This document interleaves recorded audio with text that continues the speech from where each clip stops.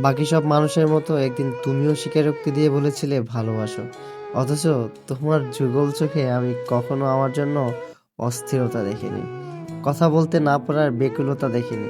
মাঝে মাঝে বিকেল পেরিয়ে টিনের চালায় সন্ধ্যা নামতো, দেখতে দেখতে রাত পেরিয়ে যেত, অথচ তুমি নিজের মতো করে হয়তো ব্যস্ত সময় কাটাতে।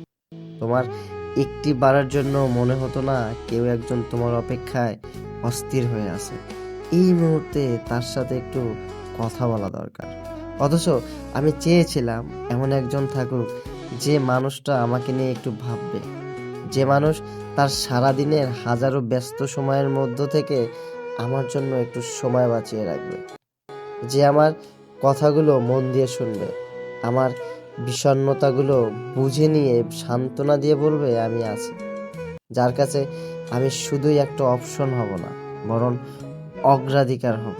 অথচ তুমি বরাবরের মতোই কেবল ভালোবাসি বলে গেলে, একটিবারের জন্য জানতে চাইলে না কাউকে ভালোবাসতে ঠিক কি কি লাগে।